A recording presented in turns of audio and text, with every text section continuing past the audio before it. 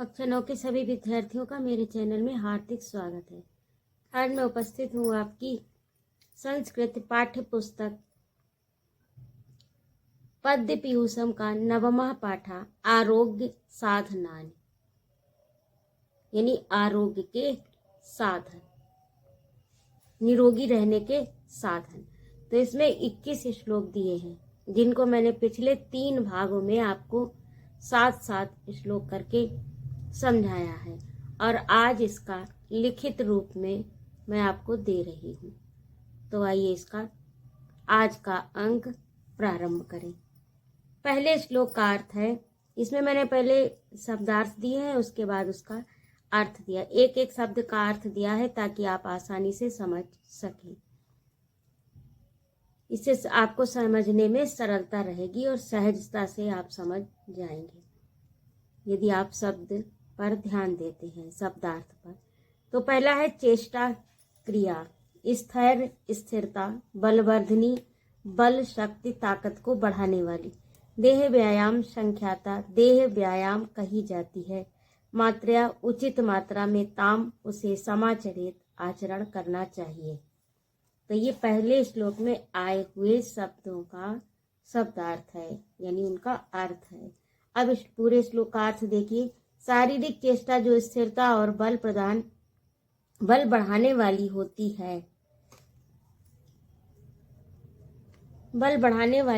है, वह शारीरिक व्यायाम कही जाती है। उसे आयु बल की मात्रा अनुसार करनी चाहिए।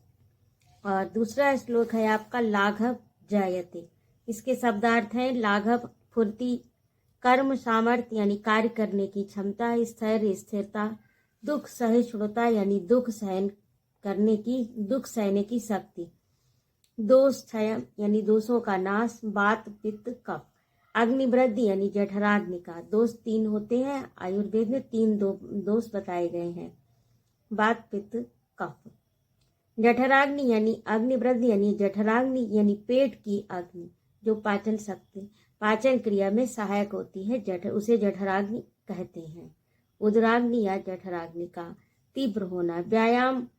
व्यायामात उपजायते यानी व्यायामात उपजायते, इसको मैंने संधि विच्छेद कर दिया है, व्यायाम से उत्पन्न होते हैं। अब इसका अर्थ है कि शरीर में फुर्तीलापन, कार्य क्षमता में वृद्धि, स्थिरता तथा दुख सहन करने की शक्ति का बढ़ना, तीनों प्रकार की। अब यहाँ पर शक्ति का बढ़ना, तीनों प्रकार के दोष, वात पित्त कफ का क्षय होना, जठराग्नि का अर्थात भोजन पकाने की शक्ति में वृद्धि होना, व्यायाम से ही ये सब लाभ मिलते हैं। और अथवा व्यायाम करने से शरीर में उत्पन्न होते हैं। उपर्युक्त सभी लाभ एक ही अर्थ है। अब 4 नंबर श्लोक में देखिए शब्दार्थ। हृदय माने हृदय, स्थान स्थितो यानी स्थान में स्थित, वायुर्यदा यानी जब वायु वक्त्रम मुख में प्रपद्यते पहुंचने लगती है, कुर्वतो करते हुए, जंतोस्तदा यानी उस प्राणी के, जंत धन तद यानी उस प्राणी के, बलार्धस यानी बल का आधा, लक्षण यानी लक्षण, यहाँ पर मां बन गया है, अणा होना चाहिए, लक्षण। अब इसका अर्थ है 4, प्रश्न संख्या 4 का श्लोक का अर्थ है व्यायाम करते हुए जब प्राणी के हृदय स्थान में स्थित वायु मुख में पहुंचने लगती है तो वह स्थिति आधा बल होने का लक्षण है। अब इसमें जो है मेरा क्रम बदल गया है, 3 और 4 पहले आ गया है, 3 बाद में आया, तो इसे आप अपनी पुस्तक से देख लीजिएगा, संख्या बदल गई है, नीचे ऊपर हो गया। अब इसका शब्दार्थ देखिए। सर्वेष्ट तुष्ट आह रहा यानी सर्वेश माने सर्व सभी, ऋतुस माने ऋतु, यहाँ पर मैंने संधि विच्छेद कर दिया। इसमें 3 शब्द हैं, सर्वेश और ऋतु और आह रहा अर्थात प्रतिदिन। सर्वेश माने सभी, ऋतुस माने ऋतु, प्रतिदिन। पुंभी माने पुरुषों, आत्महिता शिव यानी अपना कल्याण चाहने वाले, वलश यार्थेन यानी वल अस्यार्थेन, बलस्य अर्धेन आधे बल के द्वारा, अन्यथा नहीं तो हांति भार देता है, कर्तव्य करना चाहिए। अपना कल्याण चाहने वाले मनुष्य को सभी ऋतुओं में प्रतिदिन अपने शारीरिक बल से, इसका शेष भाग जो है वो अगले पृष्ठ पर, आधा व्यायाम करना चाहिए, अन्यथा इससे अधिक करने पर अत्यंत हानि पहुंचती है, अर्थात लाभ के स्थान पर हानि होने लगती है। तो जितना आपका शारीरिक बल हो अपनी क्षमता के अनुसार करना चाहिए, नहीं तो अन्यथा इसके लाभ के स्थान पर, व्यायाम के लाभ के स्थान पर आपको हानि होने लगेगी। अब श्लोक संख्या 5 में है सर्वार्थ, श्रम यानी परिश्रम, मेहनत, एक ही बात है। क्लमः यानी मलिनता, क्षय तृष्णा यानी प्यास, रक्त पित्त रक्त दोष, प्रतामका यानी पतन, अति व्यायामात यानी अधिक व्यायाम करने से कासव, खांसी, ज्वर, बुखार, छर्दी, उल्टी जैते उत्पन्न होते हैं। अब इसका वो अर्थ है श्लोक का, अधिक मात्रा में व्यायाम करने से थकान, मलिनता, धातुओं का क्षय, रक्त दोष, तपन, खांसी, बुखार, सर्दी, उल्टी जैसे रोग उत्पन्न होते हैं। प्रश्न संख्या 6 का श्लोक का शब्दार्थ देखिए। हास्य, हंसी, भाष्य, भाषण, आदमी यानी पथ चलना, ग्राम्य धर्म यानी स्त्री सहवास, प्रजागरण यानी जागरण करना, अति मात्र यानी अधिक मात्रा में, नोचित। अब इसमें भी मैंने इसको अलग अलग कर दिया, ना उचितान अपि यानी उचित से भी और ना माने नहीं, अपि का अर्थ भी उचित माने उचित और ना माने नहीं। अब इस श्लोक का अर्थ है कि बुद्धिमान मनुष्य को कभी भी उचित से अधिक तथा अधिक मात्रा में हंसी, भाषण, रास्ता चलना, स्त्री सहवास, जागरण आदि नहीं करने चाहिए। ये स्वास्थ्य की दृष्टि से अच्छे नहीं हैं। और श्लोक संख्या 7 में देखिए शरीराया, श्लोक आप अपनी पुस्तक से देखिए। शब्दार्थ में शरीराया जननम, शरीर से उत्पन्न थकावट, व्यायाम संचितम यानी व्यायाम की संज्ञा दी गई, तत्कृत्वा उसे करके, तत्धन कृत्वा, विमृद नियात मसलना दबाना चाहिए, तू माने निश्चय अवश्य ही, निश्चय कटा हुआ, तू माने अवश्य ही, समन्तता सभी ओर से। अब इसका अर्थ है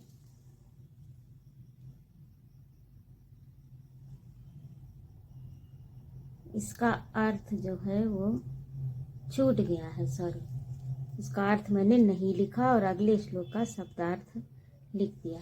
चलिए मैंने जो पढ़ाया है उसमें आप पढ़ लीजिएगा, उसमें आप सुन लीजिएगा पिछले अंक में।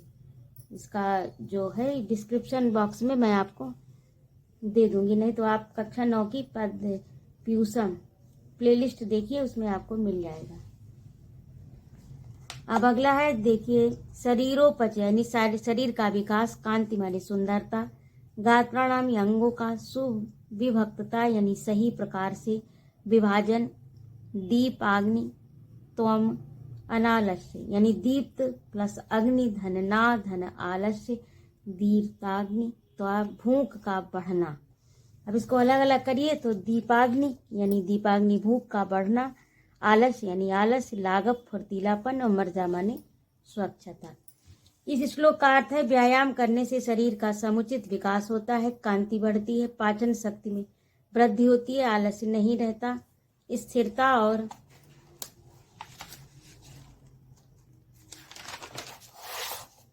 शरीर में फुर्तीलापन रहता है तथा स्वच्छता आती है। ये सब इसके लाभ हैं। संख्या 9 में देखिए, अब इसमें भी ये बहुत लंबा शब्द दिया है तो इससे मैंने संधि विच्छेद किया है। श्रम, क्लम, पिपास, उष्ण, शीत आदि नाम यानी आदि। श्रम मेहनत, क्लम का अर्थ होता है इंद्रियों की थकान, और पिपास प्यास, पिपास का अर्थ प्यास, उष्ण यानी गर्मी, शीत माने शीत आदि नाम आदि। सहिष्णुता सहन करने की शक्ति, आरोग्यम निरोग, चापि धन और अपि माने भी, चा माने और अपि माने भी, परमम माने अधिक। ये पेन भी नहीं चल रहा है। हाँ, मिल गया। अपि माने परम माने अधिक, और व्यायाम उपजायते यानी व्यायाम से उपजायते यानी उत्पन्न होते हैं। व्यायाम से शर परिश्रम, इंद्रियों की थकान, प्यास, इसमें यहाँ पर थकान लिखते हैं, थकान, गर्मी सहन करने की शक्ति, प्यास ठंड गर्मी सहन करने की शक्ति एवं आरोग्यता प्राप्त होती है। अब 10 में देखिए, न चास्ति भयाति। अब इसका शब्दार्थ है न माने नहीं, चास्ति माने च धन अस्ति, और है सदृशम देखने के समान, तेन माने वे, किंचित कोई, स्थौल्य मोटापा आकर्षण खींचने वाला, व्यायाम करने वाले को, अर्धयंत पीड़ित करते, अरियो शत्रु भयात भय से। अब इसका अर्थ देखिए, स्थूलता मोटापा को कम करने वाले साधनों में व्यायाम के समान कोई दूसरा साधन नहीं है।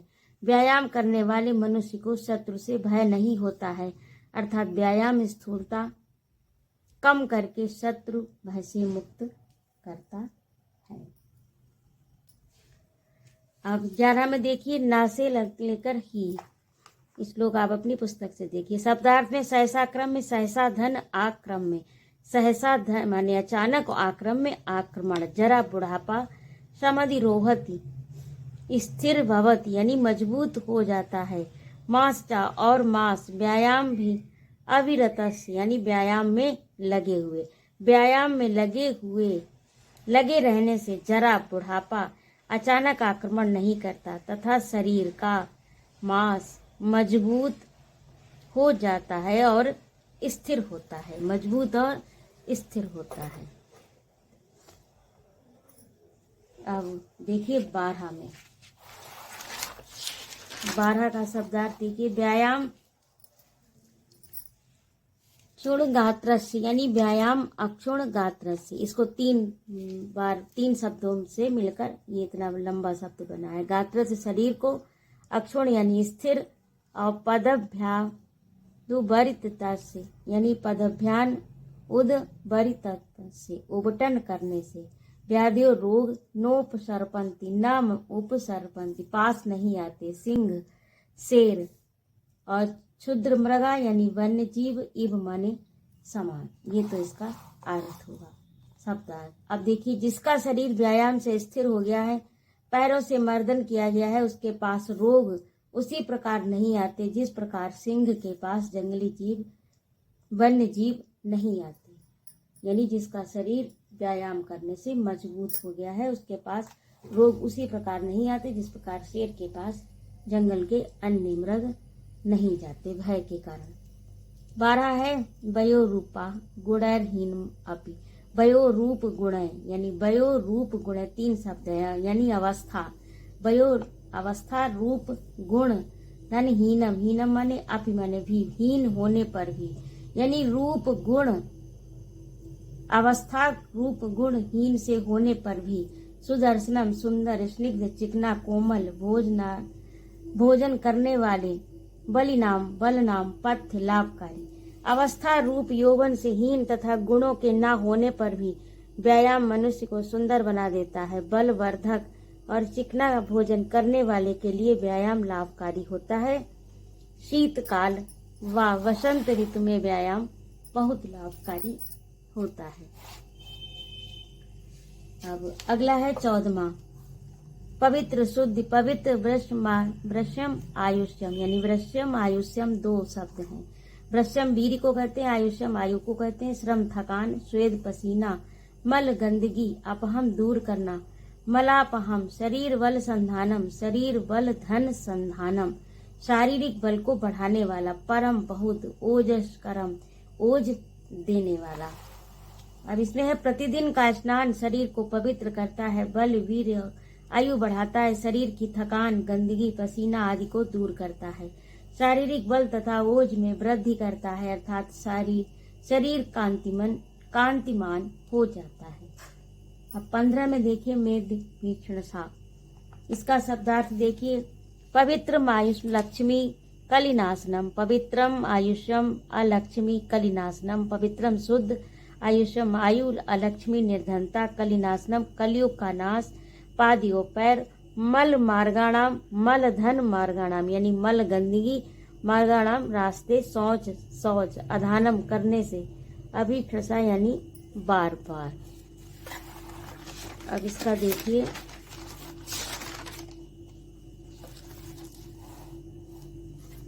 बार बार शौचाचार यानी शरीर की शुद्धता व स्नान करने से, पैरों व मल मार्ग की स्वच्छता का ध्यान रखने से आयु बढ़ती है, स्मरण शक्ति में वृद्धि होती है, दरिद्रता यानी कलयुग की अलक्ष्मी का नाश होता है, मलिनता दूर होती है। अगला देखिए, नित्य प्रतिदिन स्नेह आर्ध सिरसा, स्नेह धन आर्ध प्लस सिरसा, आर्ध गीला सिरसा सिर, शूलम पीड़ा सिर सिर, खालित्यम गंजापन, पालित्यम सफेद केशाम बाल, और प्रपतंती यानी गिरते हैं। प्रतिदिन सिर में तेल डालने से अर्थात बालों को तेल से गीला करने से सिर में पीड़ा नहीं होती, न ही बालों में गंजापन होता है और न ही पकते व गिरते हैं। 17 का है बल शक्ति, सिरा सिर, कपाला नाम कपाल की हड्डियां, विशेषणा विवर्धते विशेष रूप से बढ़ते हैं, दृढ़ मूलाश्य मजबूत जड़ वाले, दीर्घाश और लंबे कृष्ण काले केश वाला भवंती होते हैं। अब इसका अर्थ देखिए, बालों में सिर लगाने से, सॉरी यहाँ पर गलत हो गया है, ये बालों में तेल लगाने से, लेकिन ये वाला जो है ये गलत है। इसका अर्थ आप ये पढ़िए, बालों में सिर के स्थान पर तेल लगाने से सिर की हड्डियां मजबूत होती हैं, बालों की जड़ें विशेष रूप से मजबूत होती है तथा बाल काले व लंबे होते हैं।